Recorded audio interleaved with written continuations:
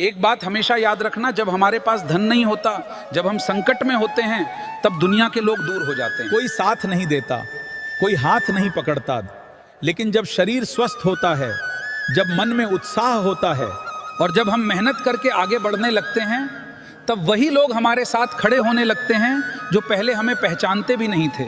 इसलिए कभी भी लोगों के सहारे मत जीना, क्योंकि इस संसार में सच्चा मुखिया, सच्चा सहारा सिर्फ भगवान ही है बेटा। वही हमें उठाते हैं, वही हमें गिरने से बचाते हैं और वही हमें सम्मान और ताज दिलाने वाले हैं बेटा। दूसरा कोई नहीं बेटा, सिर्फ भगवान ही हमारे भाग्य का निर्माता है। इसलिए परिस्थिति कैसी भी हो, अपना विश्वास कभी मत खोना और भगवान पे भरोसा हमेशा बनाए रखना बेटा। धर्म से चला है तू, भगवान की आज्ञा का पालन कर रहा है तू।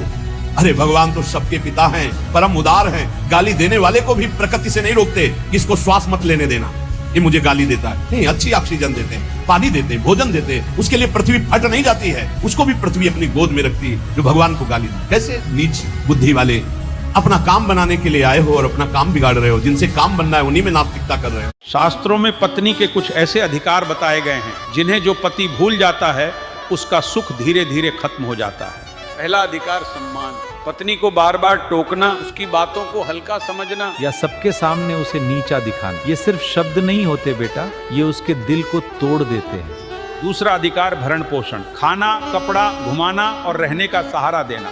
ये कोई एहसान नहीं, ये पति का धर्म है। पत्नी कोई पत्थर नहीं होती बेटा, उसके पास भी दिल होता है, वो भी दर्द महसूस करती है। भगवान कहते हैं अच्छा पुरुष वही है जो अपनी पत्नी के साथ अच्छा हो। याद रखना बेटा, पत्नी दुनिया, मोबाइल और काम के बाद नहीं, पत्नी सबसे पहले आती है। उसे डर नहीं, सुकून मिलना चाहिए। उसकी कमजोरी का मजाक नहीं, उसका सहारा बनना चाहिए, क्योंकि बेटा भगवान के दरबार में पत्नी के हर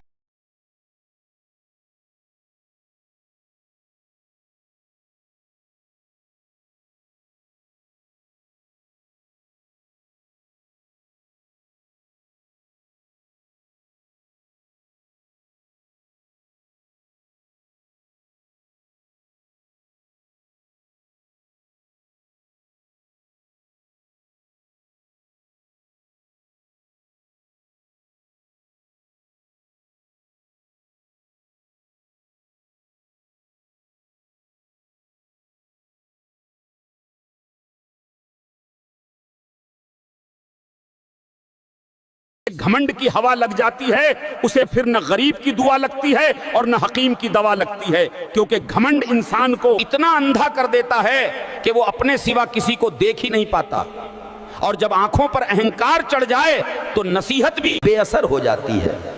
फिर गिरकर ही समझ आता है कि ऊंचाई पर टिके रहने के लिए सिर झुकाना भी जरूरी होता है। पुराने जमाने में घर कच्चे थे लेकिन रिश्ते बहुत पक्के थे। आज घर आलीशान हैं, मार्बल के फर्श हैं, लेकिन रिश्तों में दरारें हैं। एक ही सोफे पर 4 लोग बैठे हैं, पर चारों अपने अपने मोबाइल में खोए हैं। हम 7 समंदर पार वालों से तो चैटिंग कर रहे हैं, पर बगल में बैठे भाई से बात करने का वक्त नहीं है। इसलिए मोबाइल से बाहर निकलिए, इससे पहले कि आपके रिश्ते सिर्फ स्टेटस बनकर रह जाएं। रिश्ते को समय दीजिए। भक्तों, उस घर में कभी मत जाना जिस घर के छोटे बच्चे आपकी इज्जत नहीं करते हों। वो आपकी इज्जत इसलिए नहीं करते क्योंकि आपके वहां से जाने के बाद उस घर के बड़े आपकी बुराई करते हैं। तो ऐसे रिश्तेदारों से हमेशा दूरी बनाए रखें, क्योंकि ऐसे रिश्तों का न होना ही बेहतर है। अगर यहाँ वृंदावन में आप आए हैं 2-3 दिन के लिए, थोड़ा संयम से रहिए। ये कोई आपके पिकनिक मनाने का स्थान नहीं, यहाँ सुकृत कमाने आया जाता है, पुण्य कमाने आया जाता है, धर्म कमाने आया जाता है, भगवान का त्रिगुणातीत नाम जप करके कृपा प्रसाद पाने आया जाता है। तो यहाँ बहुत दैन्य रहो, निष्पाप रहो, जितने दिन रहो बहुत सावधान रहो।